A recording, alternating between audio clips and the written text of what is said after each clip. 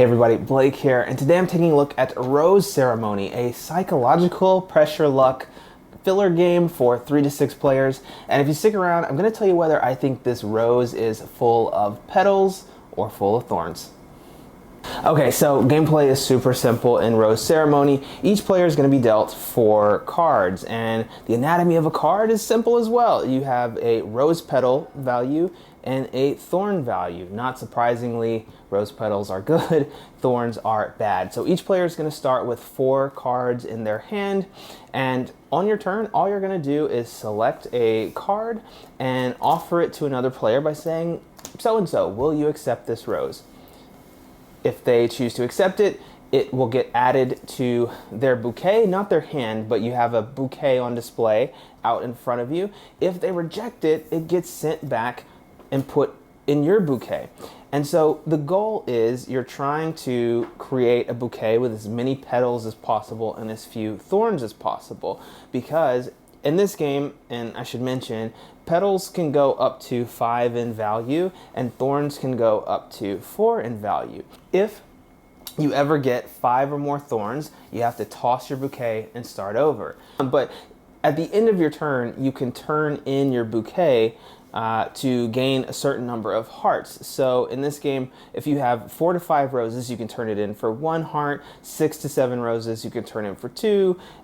8 to 9, you can turn in for 3, or if you happen to have 10 petals, you can turn it in and win the game. Otherwise, the first player to collect 5 hearts would win. So there's a little bit of a psychological aspect where if someone has, let's just say this is their current bouquet, I might decide I want to give them a rose, but do I want to give them a less risky rose, thinking that they're going to reject it, knowing that they only need 1 more thorn to have to toss out their bouquet? Or do I pass them a less valuable rose, hoping that they'll take it and it'll take them out of the equation? So you have to be very careful and try and play the mind games so that they hopefully take the roses that aren't so great and reject the roses that are really good, so they come back to your bouquet.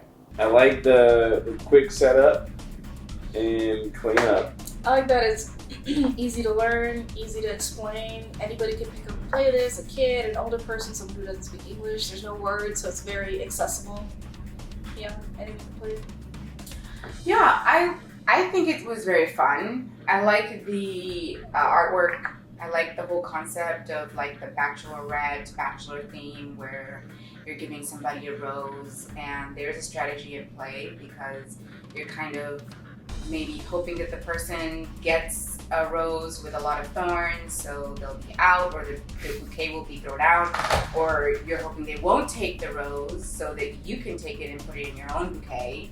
I like the psychology of it, the trying to get into somebody's head and see what they're thinking, or try to guess whether they're gonna take the rose or not. And I like the way that the game gives you the latitude to kind of ad-lib and have some fun with it.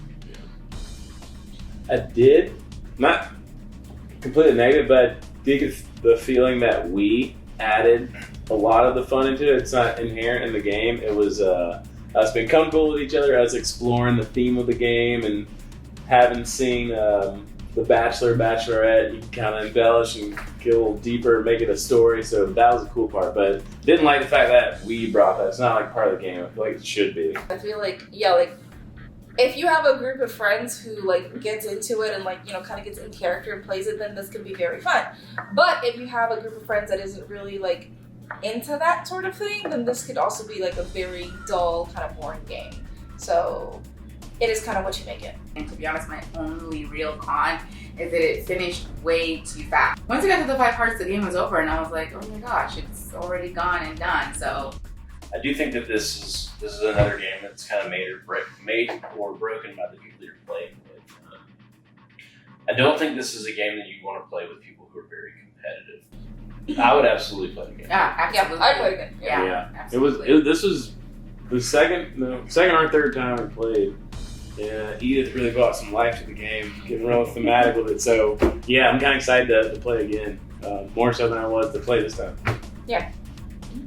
So I agree totally with the things my friend said there. I think This is actually one of my favorite filler games that I've purchased in the last year or two. It's super easy to get to the table. It teaches in about a minute. Not to mention, I'm a sucker for these magnetic boxes, I'm not gonna lie.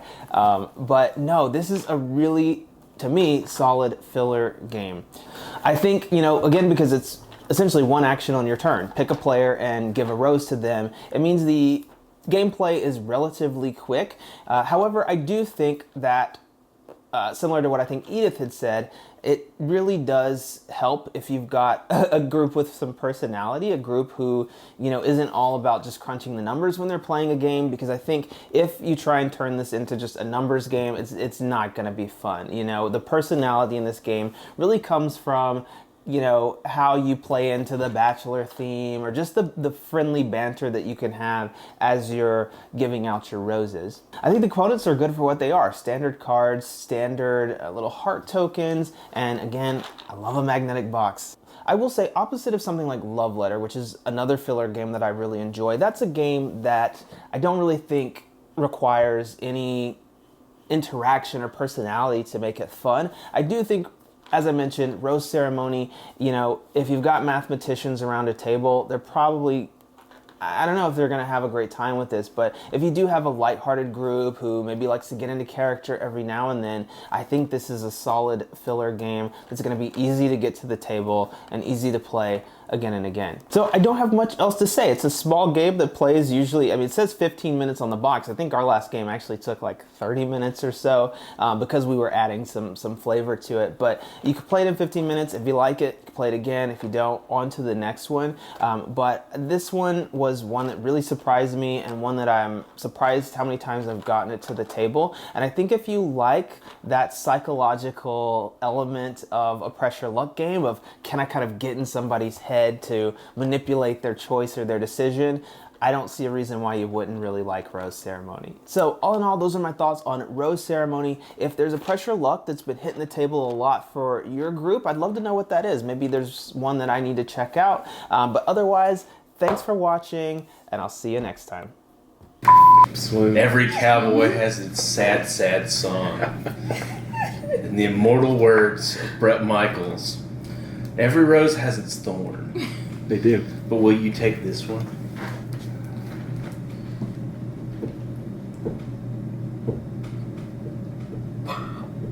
Yes. I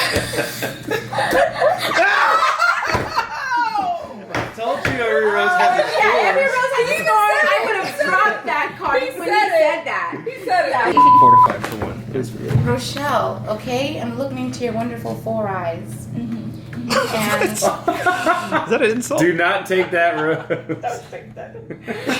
and I'm a little jelly because you've been giving a lot of attention to Rob. Yeah, that'll thing. Yeah, I know. But he's like, so not for you. I am for you. We're totally meant to be together. Okay. So I want you to take this rose as a token of my appreciation and my vow to continue to give you roses. Oh. I will accept this rose because why not? Wow. I have 4 thorns. What's it gonna do,